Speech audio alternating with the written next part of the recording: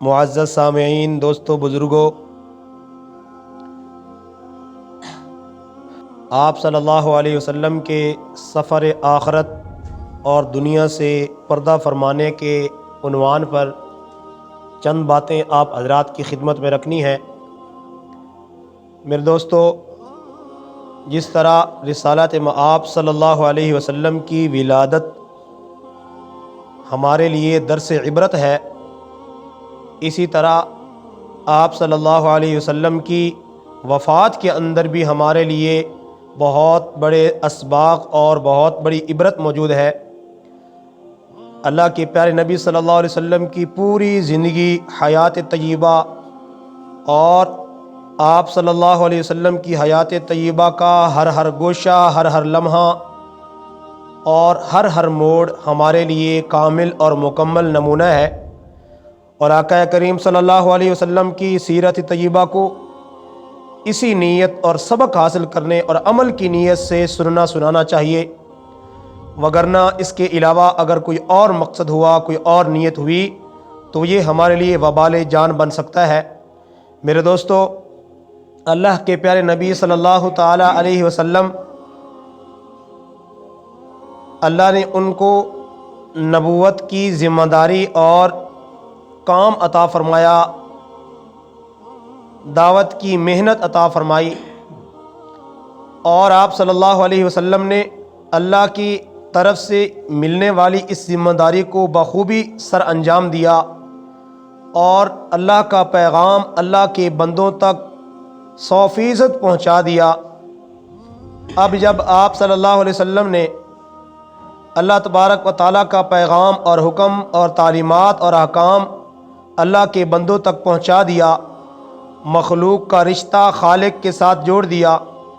اور وہ مخلوق جو اپنے اللہ سے دور ہو چکے تھے، اللہ کے علاوہ بتوں کے سامنے جھکنا اپنی زندگی کا مقصد بنا چکے تھے، بتوں کو اپنا کرتا دھرتا، اپنا مشکل کشا سمجھ چکے تھے، اللہ کے نبی صلی اللہ علیہ وسلم اس دنیا میں تشریف لائے۔ آپ صلی اللہ علیہ وسلم نے ان کی زندگی کے مقصد کو بدل دیا، ان کے منزل مقصود کو بدل دیا، ان کی زندگی کی سوچ و فکر کو بدل دیا، ان کی منزل کو بدل کر ایک اللہ کی طرف ان سب کا دھیان، ان سب کی توجہ اور ان سب کی سوچ و فکر ایک اللہ کی طرف متوجہ کر دی۔ اور وہ جو 360 بتوں کے سامنے جھکتے تھے، کوئی بارش کا بت بنا رکھا ہے، کوئی اولاد دینے والا بت بنا رکھا ہے، ان سب کو ان بتوں کی پوجا سے نکال کے،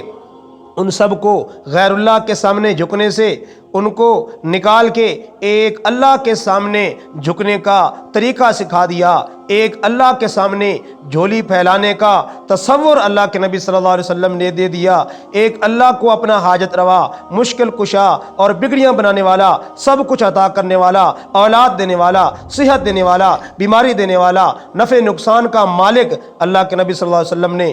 جو ہے سکھا دیا، بتلا دیا کہ سب کچھ کرنے والی ذات اللہ کی ذات ہے۔ جب آپ صلی اللہ علیہ وسلم نے بخوبی اپنے فریضے کو سر انجام دیا اور اس دعوت والے کام کو مکمل طور پر اللہ کا پیغام امت تک پہنچا دیا، اس کے بعد اللہ کے نبی صلی اللہ علیہ وسلم نے اپنے سفر آخرت کی تیاری شروع فرمائی، اور کچھ باتیں ایسی پیش آئیں، کچھ واقعات ایسے پیش آئے جس سے سمجھا جا سکتا تھا کہ اب اللہ کے نبی صلی اللہ علیہ وسلم دنیا سے پردہ فرمانے والے ہیں۔ جیسا کہ غزوہ احد کے موقع پہ جب شیطان کی طرف سے یہ افواہ پھیلائی گئی کہ نعوذ باللہ حضرت محمد صلی اللہ علیہ وسلم شہید ہو گئے، اس وقت جو صحابہ کو صدمہ پہنچا، صحابہ کو جو غم پہنچا، صحابہ کو جو تکلیف پہنچی، جس کی وجہ سے صحابہ کرام بہت زیادہ پریشان ہوئے، اس موقع پہ اللہ کے قرآن کی آیات اتری، وما محمد الا رسول قد خلت من قبلہ الرسل، کہ حضرت محمد صلی اللہ علیہ وسلم محض اللہ کے رسول ہی تو ہیں، قد خلت من قبلہ الرسل، جیسے پہلے اللہ کے نبی اور رسول آئے وہ دنیا سے چلے گئے، اسی طرح اللہ کے نبی صلی اللہ علیہ وسلم بھی دنیا سے چلے جائیں گے، دنیا سے پردہ فرما جائیں گے، دنیا سے رحلت فرما جائیں گے۔ تو صحابہ کرام کے لیے اللہ نے تسلی کی آیات اتاریں تاکہ صحابہ کرام آپ صلی اللہ علیہ وسلم کی جدائی کا صدمہ برداشت کر سکیں۔ اسی طرح اللہ کے نبی صلی اللہ علیہ وسلم نے حجۃ الوداع کے موقع پہ صحابہ کرام کو فرمایا کہ اے میرے صحابہ، جیسے میں اور آپ اس مجلس میں سب جمع ہیں، آئندہ ہو سکتا ہے کہ کبھی بھی ہم اس طرح کسی مجلس میں جمع نہ ہو سکیں۔ تو یہ بھی اشارہ تھا اللہ کے نبی صلی اللہ علیہ وسلم کی وفات کی طرف کہ آپ صلی اللہ علیہ وسلم اس دنیا سے پردہ فرمانے والے ہیں۔ اسی طرح سورۃ النصر جب اتری، جس میں اللہ کی مدد اور نصرت کا وعدہ تھا، اذا جاء نصر اللہ والفتح ورأیت الناس يدخلون فی دین اللہ افواجا فسبح بحمد ربک واستغفر انہ کان توابا۔ تو اس میں بھی اللہ کے نبی صلی اللہ علیہ وسلم کی وفات کی طرف، دنیا سے پردہ فرمانے کی طرف، دنیا سے انتقال کرنے کی طرف اشارہ موجود تھا۔ میرے دوستو، اللہ کے نبی صلی اللہ علیہ وسلم کی جوں وفات کا وقت قریب آیا، دنیا سے پردہ فرمانے کا وقت قریب آیا، اللہ کے نبی صلی اللہ علیہ وسلم نے اپنی عبادات میں تسبیح اور استغفار میں اضافہ فرما دیا۔ اللہ کے نبی صلی اللہ علیہ وسلم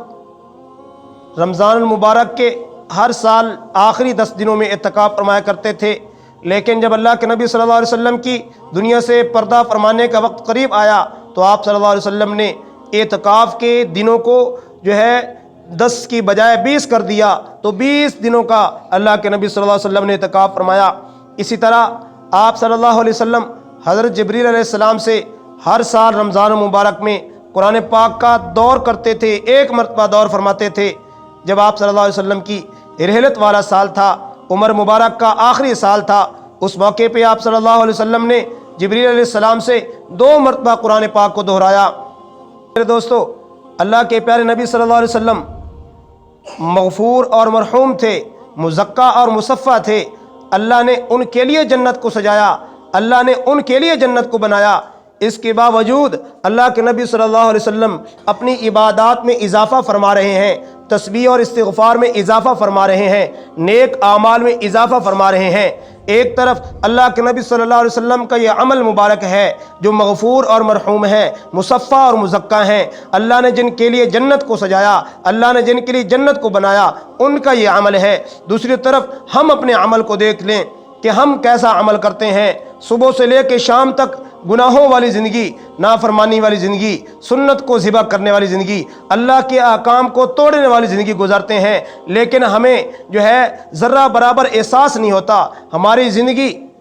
جوانی گناہوں میں گزر جاتی ہے اور گناہ کرتے کرتے ہم پر بڑھاپا آ جاتا ہے، ہاتھ کام کرنا چھوڑ جاتے ہیں، بینائی کام کرنا چھوڑ جاتی ہے، سنوائی کام کرنا چھوڑ جاتی ہے، لیکن ہم پھر بھی اللہ کے حکم کی طرف اور اپنی آخرت کی طرف فکر مند نہیں ہوتے، متوجہ نہیں ہوتے، اپنی آخرت کی فکر نہیں کرتے، بلکہ اپنی زندگی کے قیمتی لمحات، اپنی جوانی کا وقت، اپنی جوانی کے اوقات کو اللہ کے نافرمانی میں، لغویات میں، فضولیات میں گزار دیتے ہیں۔ تو ایک طرف اللہ کے نبی صلی اللہ علیہ وسلم کا عمل کیا ہے کہ آخرت کے جب دن قریب آتے ہیں، آپ صلی اللہ علیہ وسلم مرحوم مغفور ہونے کے باوجود اپنی عبادات میں، تسبیح اور استغفار میں، تعلق مع اللہ میں اضافہ فرما دیتے ہیں۔ اور دوسری طرف ہم اپنی زندگی کا جائزہ لیں، ہم کس طرف جا رہے ہیں۔ آج کا مسلمان دنیا اپنی ضروریات کو پورا کرنے اور اس مقصد کے لیے نہیں کما رہا، بلکہ آج کا مسلمان جو دنیا کما رہا ہے وہ دوسروں سے آگے بڑھنے کے لیے کما رہا ہے۔ آج کا مسلمان جو دنیا کی دوڑ میں آگے بڑھ رہا ہے، اس کا مقصد دنیا کمانے کا یہ ہے کہ میرے پاس گاڑی سب سے اچھی ہو، میرے پاس گھر سب سے اچھا ہو، اور میرے بچے سب سے مہنگے سکول کے اندر تعلیم حاصل کریں، اور وہ ایسی جگہ میں، ایسے محلے میں رہنا پسند کرتا ہے جہاں کوئی غریب نہ ہو۔ تو میرے بھائیو، اس تنافس اور اس سوچ و فکر کی دوڑ نے انسان کی زندگی کو اجیرن کر دیا ہے، انسان کی زندگی کو مشقت میں ڈال دیا ہے، انسان اور مسلمان کی زندگی کو تکلیف میں ڈال دیا ہے، بے قراری میں ڈال دیا ہے۔ تو اللہ کے نبی صلی اللہ علیہ وسلم کا یہ عمل مبارک ہمارے لیے بہت بڑا سبق ہے کہ ہم بھی اپنی زندگی کے شب و روز کو قیمتی بنا لیں، عبادات سے، ذکر و تلاوت سے، تسبیح و استغفار سے، اللہ کے احکام کی پابندی سے اپنی زندگی کے ہر لمحے کو بتائیں، گزاریں، اور اللہ کے نبی صلی اللہ علیہ وسلم کی سنت کو اپناتے ہوئے اپنی زندگی کو بسر کریں۔ چنانچہ ایک مرتبہ آپ صلی اللہ علیہ وسلم جنت البقیع کے اندر تشریف لے گئے، اور وہاں جو مدفون تھے اہل ایمان، ان سے مخاطب ہو کے اللہ کے نبی صلی اللہ علیہ وسلم نے فرمایا، پہلے تو ان کے لیے مغفرت کی دعا فرمائی، بلندی درجات کی دعا فرمائی۔ اس کے بعد آپ صلی اللہ علیہ وسلم نے ان کو فرمایا کہ انا بکم للاحقون، کہ ہم بھی ان قریب آپ سے ملنے والے ہیں۔ جنت البقیع سے واپسی کے بعد اللہ کے نبی صلی اللہ علیہ وسلم کی بیماری کا آغاز ہو جاتا ہے۔ آپ صلی اللہ علیہ وسلم بیمار ہو جاتے ہیں، آپ صلی اللہ علیہ وسلم کی طبیعت جو ہے خراب ہو جاتی ہے، آپ صلی اللہ علیہ وسلم کے جو ہے کو بخار ہو جاتا ہے۔ تو ان بیماری کی دنوں میں اللہ کے نبی صلی اللہ علیہ وسلم کی جو 13-14 دن بیماری کے عرصے میں گزرے، آپ صلی اللہ علیہ وسلم 11 یا 12 دن جو ہے وہ نمازوں کے لیے تشریف لے گئے، اور آخری دن جو ہے آپ صلی اللہ علیہ وسلم بیماری کی شدت کی وجہ سے، تکلیف کی شدت کی وجہ سے اللہ کے نبی صلی اللہ علیہ وسلم مسجد میں تشریف نہ لے جا سکے۔ ایک مرتبہ آپ صلی اللہ علیہ وسلم پر تکلیف اور بیماری کا حملہ بہت زیادہ ہوا، جس کی وجہ سے اللہ کے نبی صلی اللہ علیہ وسلم کے لیے اٹھنا مشکل ہو گیا۔ صحابہ کرام آپ صلی اللہ علیہ وسلم کے انتظار میں ہیں کہ کب اللہ کے نبی صلی اللہ علیہ وسلم اٹھتے ہیں اور ہمیں نماز پڑھاتے ہیں۔ اللہ کے نبی صلی اللہ علیہ وسلم کو بہت زیادہ فکر تھی، بہت زیادہ اس چیز کا اہتمام تھا۔ آپ صلی اللہ علیہ وسلم کو جب بھی اپنی بیماری سے افاقہ ہوتا، آپ صلی اللہ علیہ وسلم پوچھتے کہ نماز کا کیا بنا۔ عرض کی جاتی یا رسول اللہ، صحابہ آپ کے لیے انتظار کر رہے ہیں کہ آپ کب تشریف لاتے ہیں۔ پھر آپ صلی اللہ علیہ وسلم کی بیماری میں اضافہ ہوتا، پھر جب افاقہ ہوتا تو پھر اللہ کے نبی صلی اللہ علیہ وسلم نماز کے بارے میں پوچھتے کہ صحابہ نے نماز پڑھی ہے نہیں پڑھی۔ پھر اللہ کے نبی صلی اللہ علیہ وسلم نے فرمایا مرو ابا بکر فلیصلی بالناس، کہ ابو بکر کو کہو کہ میرے مصلی پہ کھڑا ہو کے نماز پڑھائے۔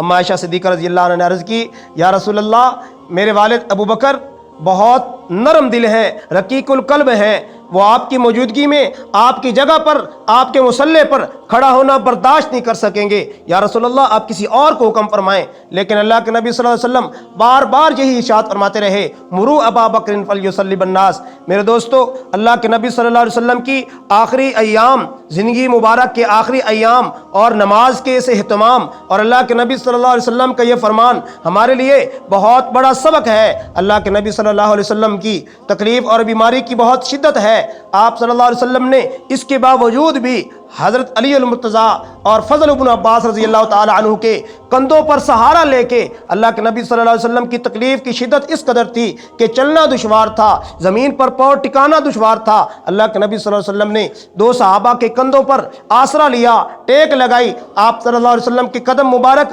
زمین پر گھسٹ رہے تھے، اس کے باوجود بھی آپ صلی اللہ علیہ وسلم نے نماز کا اہتمام بتایا ہے، نماز کی طرف جو ہے آپ صلی اللہ علیہ وسلم نے توجہ فرمائی ہے، نماز کی فکر فرمائی ہے۔ 2 صحابہ کے کندھوں پہ آسرا لگا کے اللہ کے نبی صلی اللہ علیہ وسلم کے قدم مبارک زمین پر گھسٹ رہے ہیں، لیکن پھر بھی اللہ کے نبی صلی اللہ علیہ وسلم مسجد کے اندر، جماعت کے اندر شرکت کی جو ہے کوشش فرماتے ہیں۔ اللہ کے نبی صلی اللہ علیہ وسلم کا یہ عمل آپ صلی اللہ علیہ وسلم کی قیامت تک آنے والے ہر اس امتی کے لیے سبق ہے جو چھوٹے چھوٹے بہانے سے نماز کو چھوڑ دیتا ہے، کہ یہ دنیا کمانے، کاروبار کی وجہ سے، دنیا کے لالچ کی وجہ سے اللہ کے نبی صلی اللہ علیہ وسلم کے اس بہت بڑے حکم، اللہ تعالیٰ کے اس بہت بڑے حکم سے غافل ہو جاتا ہے، غفلت میں پڑ جاتا ہے۔ اللہ کے نبی صلی اللہ علیہ وسلم کا یہ عمل عذر بھی تھا، تکلیف بھی تھی۔ اگر نماز اللہ کے نبی صلی اللہ علیہ وسلم مسجد میں آ کر ادا نہ فرماتے تو یہ عذر واقعتاً عذر تھا، لیکن اللہ کے نبی صلی اللہ علیہ وسلم نے اس بات کا اہتمام کر کے قیامت تک آنے والی امت کو یہ سبق دیا ہے کہ میرا کوئی بھی امتی کسی معمولی بہانے کی وجہ سے نماز چھوڑ نہ بیٹھے۔ ایک طرف اللہ کے حبیب صلی اللہ علیہ وسلم کا یہ عمل مبارک ہے،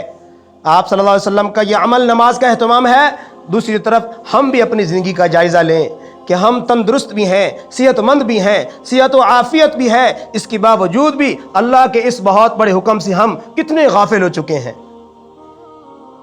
ہم اپنی زندگی میں اس نماز کا کس قدر اہتمام کر رہے ہیں؟ میں اور آپ میرے بھائیوں، ہر ایک اپنی زندگی کا جائزہ لے سکتا ہے، اپنے شب و روز کا جو ہے خیال کر سکتا ہے، فکر کر سکتا ہے، سوچ کر سکتا ہے کہ اللہ کے نبی صلی اللہ علیہ وسلم نے ہمیں کیا تعلیم دی ہے اور ہم کس طرف جا رہے ہیں۔ آپ صلی اللہ علیہ وسلم نے اپنی عمر مبارک کے آخری ایام میں جب صحت میں افاقہ ہوتا، اللہ کے نبی صلی اللہ علیہ وسلم منبر پر جلوہ افروز ہوتے اور صحابہ کرام کو آپ صلی اللہ علیہ وسلم مختلف طریقوں سے نصیحت فرماتے اور ارشادات فرماتے، ان کی اصلاح فرماتے اور جو اصلاحی باتیں صحابہ کرام رضی اللہ عنہم اجمعین کو ارشاد فرماتے۔ اللہ کے نبی صلی اللہ علیہ وسلم کے صحابہ، انصار صحابہ جنہوں نے بہت بڑی قربانیاں دیں، غزوہ حنین کے موقع پہ جب اللہ کے نبی صلی اللہ علیہ وسلم نے مال غنیمت مہاجرین اور مؤلفۃ القلوب یعنی وہ مسلمان جو ابھی نئے نئے اسلام میں داخل ہوئے تھے ان کی دل جوئی کے لیے زیادہ توجہ فرمائی، ان کو زیادہ مال غنیمت دے دیا، مہاجرین کو اور نئے ہونے والے مسلمانوں کو، تو انصار صحابہ میں کچھ نوجوانوں نے اس طرح کی بات کی کہ ہمیں جو ہے مال کم ملا ہے یا تھوڑا ملا ہے۔ تو اللہ کے نبی صلی اللہ علیہ وسلم کو جب اس بات کا پتہ چلا تو آپ صلی اللہ علیہ وسلم نے انصار صحابہ کو ایک جگہ پر جمع فرمایا اور صحابہ کرام رضی اللہ عنہم اجمعین کو ارشاد فرمایا کہ اے میرے انصار، اے میرے صحابہ، لوگ تو دنیا کا مال و دولت، سونا چاندی اور بھیڑ بکریاں لے جائیں اور تمہارے حصے میں اللہ کا رسول آ جائے تو تم کس چیز کو پسند کرو گے؟ یقیناً دوسری چیز جو تم پسند کرو گے وہ تمہارے لیے زیادہ نفع کی چیز ہے، زیادہ جو ہے فائدے کی چیز ہے۔ اللہ کے نبی صلی اللہ علیہ وسلم نے اس موقع پہ انصار صحابہ کے لیے دعا فرمائی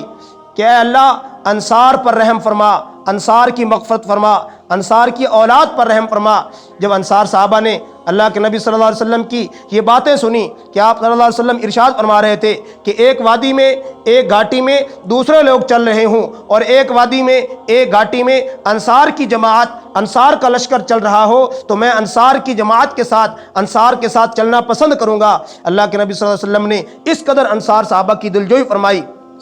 انصار صحابہ نے جب اللہ کے نبی صلی اللہ علیہ وسلم کی یہ باتیں سنی تو وہ تڑپ اٹھے، ان کی چیخیں نکل گئیں، رو رو کر داڑیاں ان کی آنسوؤں سے تر ہو گئیں اور کہا کہ یا رسول اللہ، ہم آپ کو ترجیح دیتے ہیں بھیڑ بکریوں پر، سونے چاندی پر، دنیا کے مال و متاع کو ہم جو ہے چھوڑتے ہیں اور آپ کو اختیار کرتے ہیں۔ آپ صلی اللہ علیہ وسلم نے انصار صحابہ کے لیے دعا فرمائی۔ تو انصار صحابہ آپ صلی اللہ علیہ وسلم کی بیماری کے ایام میں جب آپ صلی اللہ علیہ وسلم زیادہ باہر تشریف نہیں لاتے تھے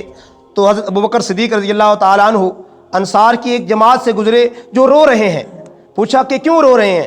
عرض کی کہ ہمیں اللہ کے نبی صلی اللہ علیہ وسلم کی وہ مجلسیں، وہ باتیں یاد آ رہی ہیں جو آپ صلی اللہ علیہ وسلم کی بیماری کی وجہ سے ہمیں میسر نہیں ہیں۔ اللہ کے نبی صلی اللہ علیہ وسلم کو پتہ چلا کہ انصار صحابہ رو رہے ہیں۔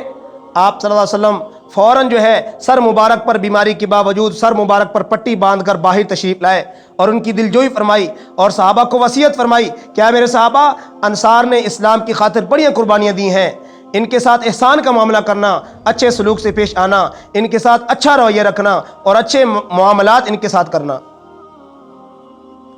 اللہ کے نبی صلی اللہ علیہ وسلم جب آپ صلی اللہ علیہ وسلم کی وفات مبارک کا آخری دن تھا، پیر کا دن ہے، صحابہ کرام فجر کی نماز کے لیے صفیں بنا کے کھڑے ہیں۔ اللہ کے نبی صلی اللہ علیہ وسلم کے دل مبارک میں کیا خیال آیا، کیا بات آئی؟ آپ صلی اللہ علیہ وسلم نے اپنے حجرے مبارک کا پردہ اٹھایا، دیکھا کہ صحابہ کرام صفیں بنا کے کھڑے ہیں، فجر کی نماز ادا کرنے کے لیے صفیں بن چکی ہیں اور صدیق اکبر رضی اللہ تعالیٰ عنہ امامت کے لیے آگے کھڑے ہیں۔ اللہ کے نبی صلی اللہ علیہ وسلم نے صحابہ کرام کی طرف دیکھا، اللہ کے نبی صلی اللہ علیہ وسلم کا چہرہ مبارک خوشی سے چمک اٹھا کہ یہ وہی اللہ کے نبی صلی اللہ علیہ وسلم کی بوئی ہوئی فصل تھی جس کی خاطر اللہ کے نبی صلی اللہ علیہ وسلم نے اپنے جسم مبارک کو زخمی کروایا، جن کی خاطر اللہ کے نبی صلی اللہ علیہ وسلم نے اپنے جو ہے تکلیفیں برداشت کیں اور لوگوں کے طعنوں کو سنا، باتیں سنی اور ظلم و ستم کو برداشت کیا کہ یہ وہی لوگ تھے جو اللہ کی توحید کو چھوڑ چکے تھے، بتوں کی پجاری بن چکے تھے۔ جب اللہ کے نبی صلی اللہ علیہ وسلم نے ان سب کو، صحابہ کو، ایک بہت بڑی جماعت کو اللہ کے سامنے جھکتے ہوئے دیکھا، اللہ کے سامنے کھڑے ہوتے ہوئے دیکھا، اللہ کی عبادت کرتے ہوئے دیکھا تو اس موقع پہ اللہ کے نبی صلی اللہ علیہ وسلم نے خوشی کا اظہار فرمایا کہ جب کوئی شخص ایک فصل بوتا ہے اور وہ فصل تیار ہو جاتی ہے، پک کر تیار ہو جاتی ہے، تو اس لہلہاتی فصل کو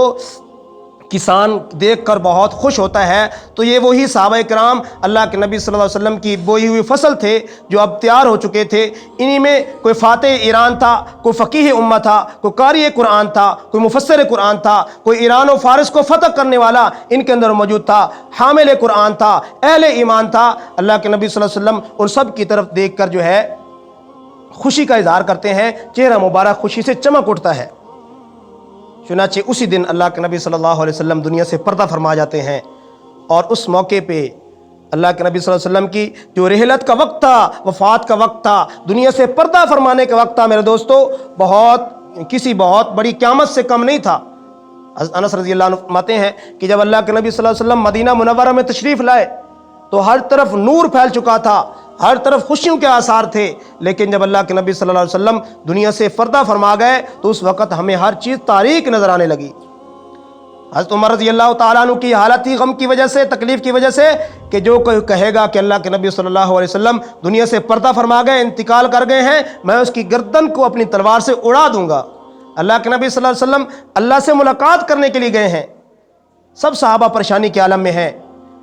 ایک ہستی تھی جن کو صدیق اکبر رضی اللہ عنہ کہتے ہیں، جو استقامت کے پہاڑ تھے، صبر و تحمل کے پہاڑ تھے۔ جب ان کو اطلاع ملی کہ اللہ کے نبی صلی اللہ علیہ وسلم دنیا سے پردہ فرما گئے ہیں، صدیق اکبر رضی اللہ تعالیٰ عنہ تشریف لائے اب آپ صلی اللہ علیہ وسلم کے حجرے مبارک میں، اور آپ صلی اللہ علیہ وسلم کے چہرے انور سے کپڑا ہٹایا، آپ صلی اللہ علیہ وسلم کی پیشانی مبارک پر بوسہ دیا اور عرض کیا، یا رسول اللہ، میرے ماں باپ آپ پر قربان ہوں، اللہ تعالیٰ آپ پر کبھی بھی دو موتیں جمع نہیں فرمائے گا۔ یعنی یہ موت آپ پر آ چکی ہی، اللہ کا حکم پورا ہو چکا، اس کے بعد آپ کو ہمیشہ ہمیشہ کی زندگی مل چکی ہے، اب کے بعد آپ کو موت کا سامنا نہیں کرنا پڑے گا۔ صدیق اکبر رضی اللہ تعالیٰ عنہ اس وقت کھڑے ہوئے اور سب صحابہ کو یہ اعلان فرمایا کہ اے نبی کے صحابہ بیٹھ جاؤ۔ سارے صحابہ بیٹھ جاتے ہیں۔ صدیق اکبر رضی اللہ تعالیٰ عنہ نے ایک جاندار خطبہ ارشاد فرمایا اور کہا کہ من کان منکم یعبد محمدا فإن محمدا قد مات ومن کان منکم یعبد اللہ فإنہ حی قیوم لا یموت۔ فرمایا کہ اے لوگو، اے اللہ کے بندو، اگر تم میں سے کوئی شخص اللہ کے نبی حضرت محمد صلی اللہ علیہ وسلم کی عبادت کرتا تھا، وہ تو اب دنیا سے تشریف لے جا چکے، دنیا سے پردہ فرما چکے، اور اگر تم میں سے کوئی اللہ کی عبادت کرتا ہے، وہ اللہ حی قیوم ہے، ہمیشہ قائم رہنے والا ہے، ہمیشہ زندہ رہنے والا ہے۔ اس موقع پہ حضرت صدیق اکبر رضی اللہ تعالی عنہ نے قرآن پاک کی وہ آیات تلاوت فرمائیں، وما محمد الا رسول قد خلت من قبلہ الرسل۔ اللہ کے نبی صلی اللہ علیہ وسلم نرے اللہ کے رسول ہی تو ہیں، اللہ کے رسول ہی تو ہیں، اللہ کے رسول پہلے بھی گزرے ہیں، ان پر بھی موتیں آئی ہیں، ان پر بھی وفات آئی ہے، انہوں نے بھی دنیا سے پردہ فرمایا ہے۔ صحابہ کرام نے جب صدیق اکبر کی زبان مبارک سے یہ آیات سنی تو سب صحابہ خاموش ہو گئے، ان کی دل کو تسلی مل گئی۔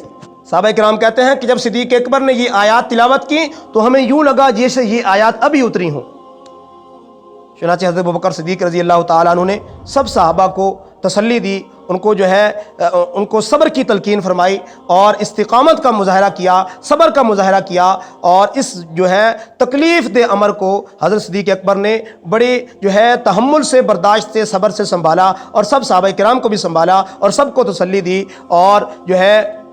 اللہ کے نبی صلی اللہ علیہ وسلم جب دنیا سے پردہ فرما چکے تھے تو اب صحابہ کرام نے اللہ کے نبی صلی اللہ علیہ وسلم کی جو امانت تھی، دین کی، دعوت کی، اللہ کی توحید کی، شرعی احکام کی جو امانت تھی اس کو بھی سنبھالا، اور جو ہے کہ اللہ کے نبی صلی اللہ علیہ وسلم نے وہ امانت ان صحابہ کے سپرد کی تھی، اور صحابہ کرام نے اس امانت کو سنبھالا، اور جو ہے صدیق اکبر رضی اللہ تعالی عنہ نے اس وقت جو ہے امت کی قیادت کا فریضہ اور اس ذمہ داری کو اٹھایا اور فریضہ سر انجام دیا، اور اللہ کے نبی صلی اللہ علیہ وسلم کی لائی ہوئی شریعت کو جو ہے نافذ کرتے رہے، عمل کرتے رہے، اور دنیا تک اللہ کے نبی صلی اللہ علیہ وسلم کا پیغام پہنچاتے رہے۔ اب انہی صحابہ کرام کی قربانی، انہی کی جو محنت ہے کہ میں اور آپ آج جو ہم کلمہ پڑھتے ہیں، ہم تک جو دین کی نور، دین کی فضا اور دین کا نور ہم تک پہنچا ہے، یہ انہی صحابہ کی محنت ہے۔ اللہ رب العزت سے دعا ہے اللہ پاک ہمیں اس نعمت کی، اللہ کے اس انعام کی، اس دین کی، شرعی احکام کی، اللہ کے نبی صلی اللہ علیہ وسلم کی سنتوں کی قدر کرنے کی توفیق عطا فرمائے، اور ہمیں اپنی عملی زندگی میں نافذ کرنے کی توفیق عطا فرمائے۔ وما علینا الا البلاغ المبین۔ تمام حضرات سنت ادا فرما لیں۔